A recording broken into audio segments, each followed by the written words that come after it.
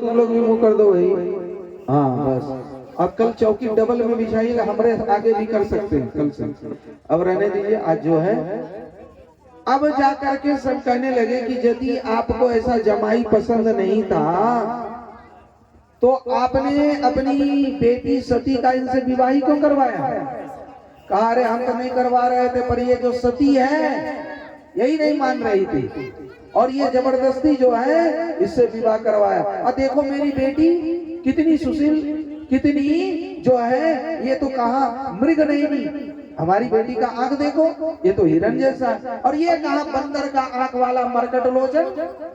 अरे मेरी जो बेटी है उसकी सहेली कितनी सुकुमारी है, कितनी अच्छी है।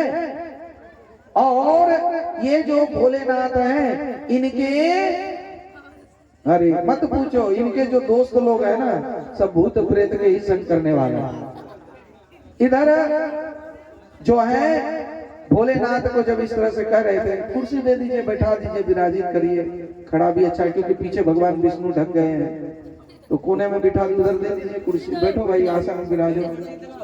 राजा दक्ष जी भी आप ही विराजो, अब जो करना है बैठ के ही झगड़ा कर लीजिए, निपटा लीजिए। बोल दे प्रेम से दक्ष प्रजापति की। उधरे बैठिए, उधरे रानी के तरफ, यही बगले में भोलेनाथ के तरफ ही सभा में। दक्ष प्रजापति सभी सभासदों की तरफ इशारा करके जब कहने लगे कि प्रेतवासेषु घोरेषु प्रेत भूत गणा, इनके साथ रहने वाला। अरे मेरी बेटी देखो कितना हल्दी चंदन न लग जाने कौन कौन सी फेयर एंड लवली सेंट सब लगाती है, जानबूझ के बोले फेयर एंड लवली, लिखा नहीं है बात। और ये जो भोलेनाथ है वो तो शमशान का राख ही लगाता है, पर चलो जब कर लिया तो कर लिया, देखो अपने आप को समझता क्या है, कैसे अकड़ के बैठा। पर भोलेनाथ तो आंख बंद करके एकदम मगन थे, न काहू से लेना न देना, बिल्कुल मगन रहना। अब दक्ष प्रजापति कहने लगा है देखो कैसे अकड़ के बैठा, बार बार जब कह रहे थे तो भोलेनाथ के जो गण थे नंदी उनसे रहा नहीं गया। नंदी ने कहा दक्ष तू क्या बड़बड़ा रहा है, अरे जो तू बड़बड़ बड़बड़ कर रहा बकरी की तरह मैं कर रहा, तेरा सर धड़ से अलग क्यों नहीं हो जाता? क्योंकि बकरी ने मैं किया कबीर कटायो शीश, अब महीना ने महीना कही मोल भयो 10-20। तो क्या इतना ये कर रहा है, तेरा सर धड़ से अलग हो जाए।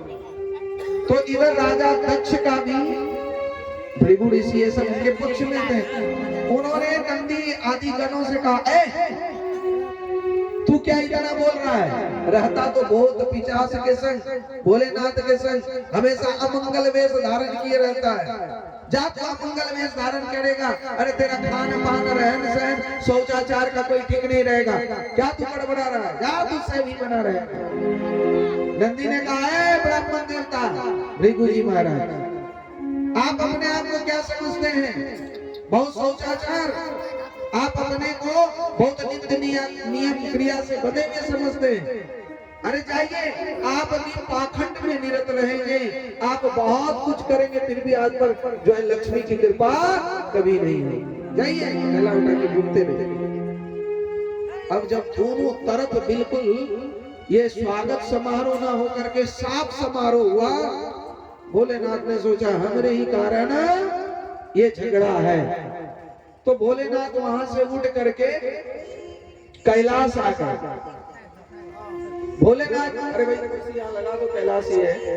भोलेनाथ ने सोचा कि ना हम रहेंगे ना ये तू मैं होगा, और सभी कोई बैठे ही रहे। भोलेनाथ वहां से उठ करके चले आए और रास्ते में नंदी आदि से समझा, देखो ससुराल में सब चलते रहता, ससुराल में कोई बुढ़ा भला भी कह दे तो बुरा नहीं मानना चाहिए, आखिर है तो ससुराल। और तुम भी देखो झगड़ा करने लगे, अरे ससुराल में तो ये सब सबको सहना पड़ता, दामाद के साथ को नहीं मजा आ रहा है तो ससुर ही बोल दिया तो बोल दिया, ऐसे कहेगा। अरे आप देवों के देव महादेव है ना, तुम्हारे लिए है, ससुर जी के लिए थोड़ी। पर वो देखा झगड़ा बात बढ़ गया, तो अब रास्ते में समझाते समझाते कैलाश आ गए और कैलाश पर आकर के भोलेनाथ विराजित हुए। अब इधर सभा में ही दक्ष प्रजापति ने निर्णय लिया कि उस मक्कार, उस पाखंडी, उस अभिमानी को नीचा दिखाना। तो उस समय क्या किया, प्रजापति ने एक दक्ष यज्ञ, बड़ा यज्ञ करने के लिए सोचा, पंचकुंडी। आपके भागवत के अंतिम दिन भी पंचकुंडीय यज्ञ यहाँ होगा, और बिल्कुल विधि विधान से वैदिक अनुष्ठान के साथ वही यज्ञ करने के लिए सोचने लगा। सबको निमंत्रण दिया, ब्रह्मा जी को दिया, विष्णु जी को दिया, इंद्र को दिया, वरुण को दिया, सभी देवी देवताओं को दिया, पर भोलेनाथ को सबको पता है ज्यादातर अपने में ही झगड़ा होता, दूसरे से थोड़ी उतना होता। जहां बोलते ना बर्तन नजदीक रहता वहीं ठंड मन हो जाता, आवाज हो जाती। अब देखो कैसी विडंबना है, जब निमंत्रण अपने को ही नहीं दिया, अपने दामाद को ही नहीं दिया, तो जितने देवी देवता थे और भी जाने के रास्ते थे, पर सब कैलाश होकर के ही आने लगे। और जब विमान का कोलाहल हुआ तो मैया सती का मन अब कथा में नहीं लगने लगे। जैसे देखो झांकी आ गई तो भाव ही बदल गया। कितना गंभीर कथा चल रही थी, हट करके अब प्रजापति के आगे। अब जब ध्यान गया तो मैया सती ने कहा, ये लोग कहाँ जा रहे हैं? भगवान भोलेनाथ ने कहा, कहीं भी जा रहे हैं, जाने दो, हमको उससे क्या मतलब, कहीं भी जा रहे हैं, आ रहे हैं सब पे। अरे सब लोग इधर से जा रहे हैं, बड़ा कोलाहल करके, सभी देखो कितने सज धज कर जा रहे हैं। आप तो भोलेनाथ जानते होंगे कि ये कहाँ जा रहे हैं, इसलिए आप सच सच बताइए। भोलेनाथ ने कहा, कहीं नहीं जाना, तुम्हारे बाप के यहाँ जाना।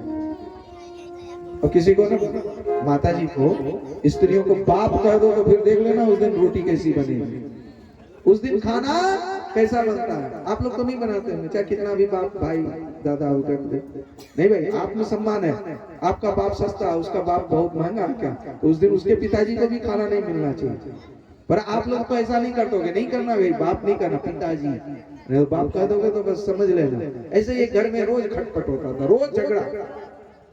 तो वो आश्रम भी आता था, महाराज जी ने कहा कभी कभी बड़ाई कर देना चाहिए, यदि नमक ज्यादा भी है, रोटी जैसे भी है, बड़ाई कर देना।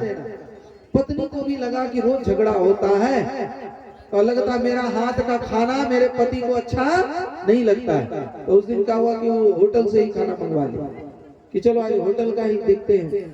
अब उस दिन क्या हुआ कि बिल्कुल थाली लगा लिया, पति तो मूड में ही बना के आया था कि आज बड़ाई ही करेंगे, चाहे जैसा भी खाना बनाओ। अब वो रोटी खाने लगे, वाह वाह क्या रोटी है, वाह वाह कितना देखो, मानो ये चांद का टुकड़ा ही है, ऐसे ऐसे बड़ाई करने लगे। हाँ दाल का तो पूछो मत। अब उसकी पत्नी बोले कि होटल का जरल जरल कच्चा कच्चा बिना फूला रोटी क्या बड़ाई कर रहा, हम रोज मर मर के बढ़िया से जो है एकदम से पवित्रता से रोटी बनाते थे, एको दिन में बड़ाई की। अब दाल तो था होटल वाला एकदम पतला, तो कहा दाल क्या है, मानो साक्षात गंगा जी के पानी का स्वाद है, बहुत अच्छा दाल बना। अब तो और गुस्सा चल गया, इतने मसाले से बढ़िया से छौंक करके हम दाल बनाए, तो कभी नमक दे, कभी ये कभी वो, आज देखो कैसा खराब दाल है, फिर भी करा बढ़िया है। अब गुस्सा से कम आया, तब जाकर के चटनी पपाड़ एक एक करके सब देने लगा, सबकी बड़ाई होने लगी। अब रहा नहीं गया कि जो बचा कुचा सामान था वही दिया पटक। कहा जब घर का खाना अच्छा नहीं लगता, होटल में वाला अच्छा लगता है, तो होटले जाकर के खाया करो। तो ऐसा भी ना हो झूठ मूठ का बड़ाई करो और कहीं होटल में जाकर के खाना पड़े। तो सोच समझ के बड़ाई करना, पर झगड़ा से बचने में ही भलाई है। तो कहा देखो कहीं नहीं, बस तुम्हारे पिताजी के यहाँ हो रहा है, सब तुम्हारे पिताजी के यहाँ जा रहे हैं। कहा क्यों? कहा बहुत बड़ा यज्ञ हो रहा है इसलिए जा रहे हैं। कहा कि सबको निमंत्रण मिला, हमको क्यों नहीं? आप जरूर जानते होंगे। सारी घटना बताई कि देखो हम तो भूलवश आंख बंद किए थे इसलिए खड़े नहीं हुए, पर तुम्हारे पिताजी ने बुरा मान गया इसलिए हम लोगों को निमंत्रण नहीं दिया। का नहीं दिया तो क्या हुआ, 4 जगह बिना निमंत्रण का भी जाना चाहिए। चाहे गुरुजी निमंत्रण न दे, कितना भी नाराज हो जाए जाना चाहिए। पिताजी कितना भी नाराज हो जाए निमंत्रण न दे तो जाना चाहिए। मित्र कितना भी नाराज हो जाए निमंत्रण न दे तो जाना चाहिए। और पड़ोसिया हो भले मित्र न हो, झगड़ा भी हो तो नहीं भी तो फिर भी हालचाल ले ही लेना चाहिए। तो इस तरह से जाना चाहिए। अरे नहीं दिया तो क्या हुआ, हम पिताजी के यहाँ जाएंगे, सती कहने लगी, और जाकर के हम समझा देंगे, आप सबका मेलजोल करा देंगे। तब जाकर के भोलेनाथ ने कहा आवत ही हर से नहीं नैनन नहीं सने, तुलसी वहां न जाइए जहां कंचन बरसे में। चाहे कितना भी सोना चांदी बरसता हो वहां नहीं जाना चाहिए।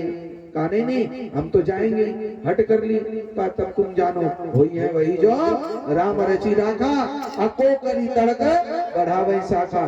तब सती समझ गई कि ये तो नाराज होके बोल रहे हैं। तो सती देखो बड़ा चालाकी से कहते हैं, मेरे पिताजी नहीं, आपके भी तो ससुर लगते हैं। प्रजापते ससुरस्य संप्रतम निपतो यज्ञ वयम तथा पामे यथा दिव्य विबुधा तस्मिन भग्नेयो मम भातृ गमिष्यन्ति सुहृदया।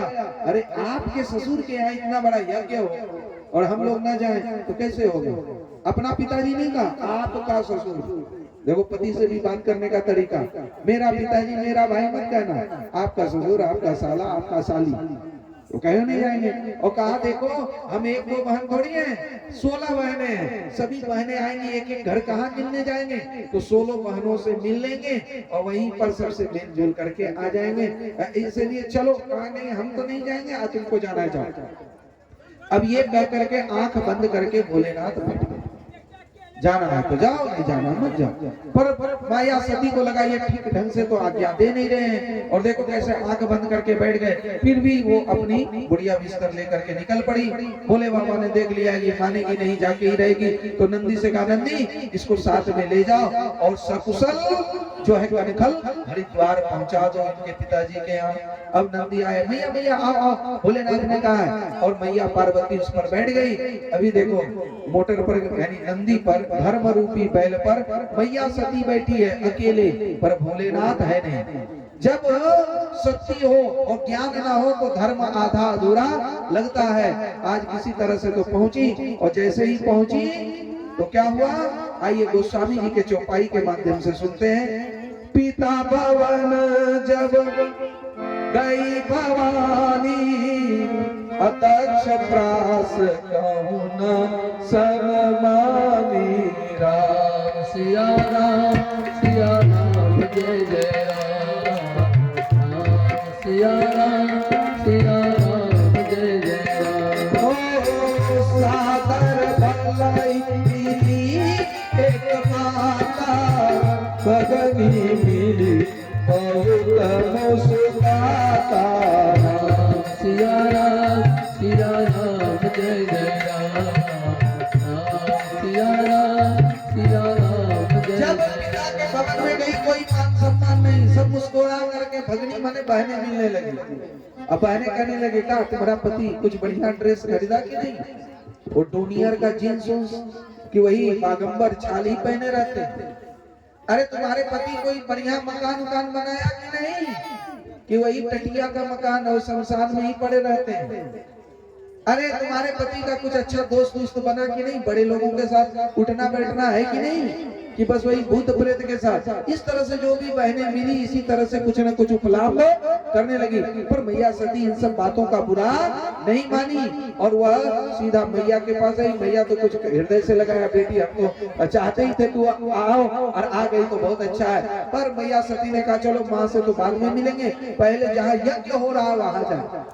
अब जहाँ यज्ञ हो रहा था वहां आए तो देखे कि सबका हिस्सा है। समझते हो ना, जब शादी विवाह यज्ञ होता है तो सब बहन दामाद के लिए हिस्सा होता है, और किसी को कपड़ा ना मिले तो कितना दुख होता है।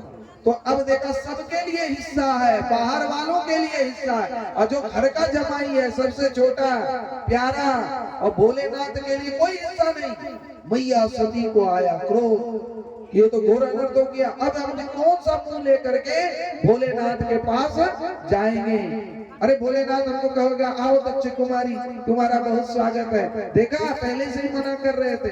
अब तो मैया सती कही कि अब मैं दक्ष पुत्री नहीं कहलाऊंगी, और जिस पिता ने हमारे जो देव के देव महादेव जैसे पति